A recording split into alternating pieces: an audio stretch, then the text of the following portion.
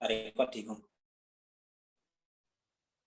Oke, baik teman-teman. Sekarang kita belajar untuk bagaimana sih kita menemukan riset gap. Nah, seperti itu. Karena kan di penelitian itu kan kita salah satu komponennya adalah kita ngapain sih kita meneliti sesuatu ya, karena kan ada sesuatu yang memang perlu diteliti. Nah, salah satunya adalah gap riset.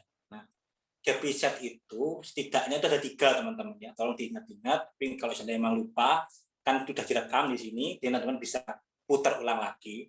Kalau misalkan mau diskusikan dengan dosen lain, monggo barangkali saya ada kesalahan, saya langsung dikasih tahu, Pak, enggak seperti itu, gitu. Nggak apa-apa kalau misalkan teman-teman menemukan saya salah menjelaskan atau ada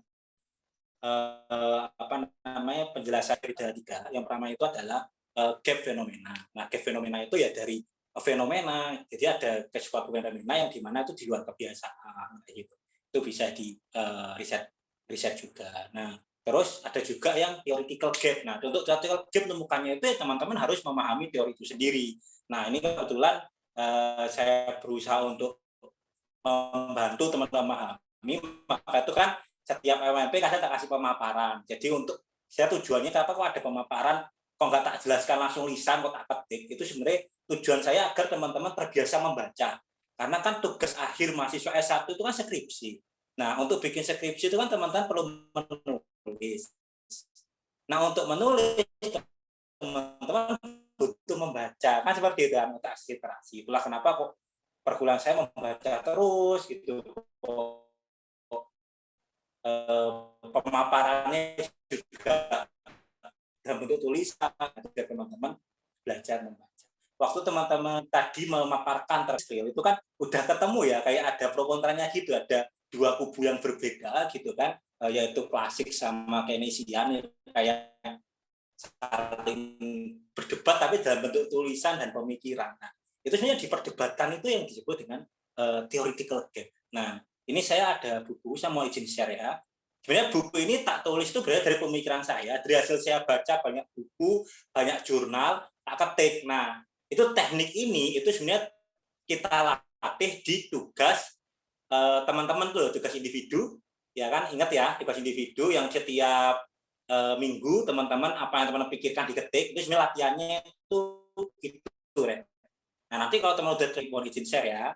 Nah, ini dari saya ngeresum, maksud saya dari saya bikin pemaparan dari kelas makro dari UNED dan SDI Jaya Negara Mahasiswa Malang, itu ternyata setelah tak kumpulkan itu jadi satu buah buku ternyata. Nah, tapi ini kok nggak ada referensinya, Mas atau Pak gitu. Karena ini saya ngetiknya itu dengan cara apa? Saya udah baca bukunya, saya udah baca jurnal-jurnalnya, terus saya ketik aja langsung.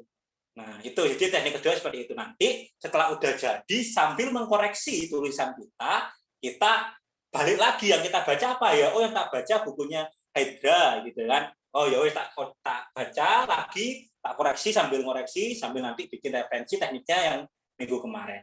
Nah, ini kan untuk teori makroekonomi teman-teman, itu kan sejarah kalau teman-teman baca dari apa namanya karyanya Adam Smith, David Ricardo seperti itu, terus yang terbaru dari monetary sampai New Keynesian itu kan berkembang.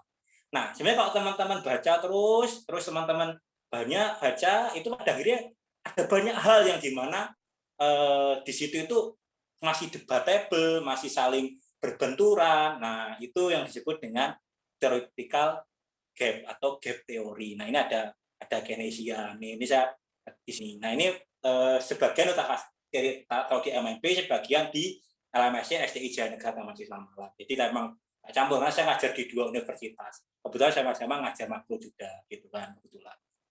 Seperti itu. Nah, dari sini teman-teman. Nah, kan untuk bisa ngetik kayak gini kan teman-teman perlu banyak baca toh. Nah, untuk bisa bikin kayak gini. Nah, nanti baru di sini. Nah, ini yang tak ingat ya tak taruh gitu. Yang nggak tak ingat ya nanti tak cek lagi seperti itu. Ini contoh. Ini contoh ya sambil baca pelan-pelan aja santai.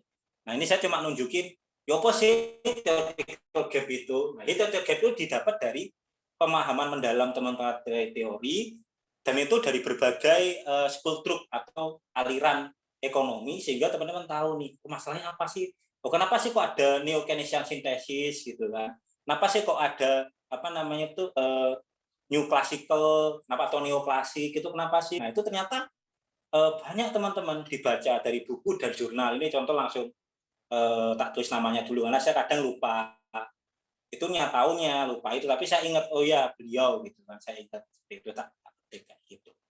Nah ini pertumbuhan kin, bahkan teori pertumbuhan pun juga bertransformasi seperti itu. Nah ini dari sini muncullah gap-gap atau perdebatan-perdebatan dari berbagai aliran tersebut, misalnya aliran baru yang moneteris ya ini dari Milton Friedman. Nah, terus ada dukungannya ada banyak nih, ada Mundell termasuk Mundell juga, ada Brunner, ada Leider, ada Schwartz. Tahu-tahu dari mana gitu, dari baca tak kumpulin kayak gitu teman-teman. Nah ini makanya kenapa tak komplit kayak gini, salah satunya karena memang tekniknya seperti itu. Jadi teknik kayak teman tugas pertama. Jadi ada dua teknik. Teknik pertama itu yang kemarin video minggu kemarin, nah tak sebar. Jadi kita langsung tuh kita parafrase, langsung kita bikin referensinya, kita langsung bikin, jadi kita nggak lupa. Teknik kedua, kita baca aja dulu fokus, jadi baca dulu banyak buku, 10-20 buku, jurnal, sampai banyak gitu kan, pelan-pelan baca. Ini saya bikin kayak gini, ini butuh sekitar 3 bulan. Jadi kan saya sambil berproses, sambil saya ngajar, saya baca, terus saya bikin pemaparan, oh ternyata jadi. Nah, kayak gitu. Nah, dari sini udah cukup paham ya terkait dengan theoretical gap. Dari sini ada pertanyaan, ini tak kasih pemaparan karena kalau untuk nyari langsung sampai ke itu agak susah karena memang perlu pemahaman mendalam untuk mendapatkan theoretical gap gitu. Jadi nggak sembarangan kayak gitu. Nah, tapi untuk tugas itu teman-teman nggak harus di theoretical gap karena tugas kita kan tingkatannya latihan ya, teman-teman ya, latihan. Nah, tapi kalau untuk deskripsi ya tergantung nanti bisa diisi sama pembimbingnya. Mau diadakan theoretical gap-nya atau cukup empirical gap saja. Kalau untuk kelas S1, kalau menurut saya, ini pendapat saya pribadi, itu bisa menemukan fenomenal gap aja itu udah bagus. Gitu. Apalagi udah bisa nemuin empirical gap, itu udah bagus banget mahasiswa seperti itu.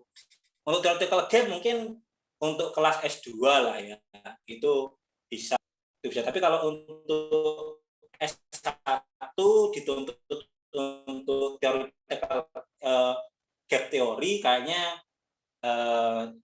kalau bisa ya hebat banget gitu. Kalau nggak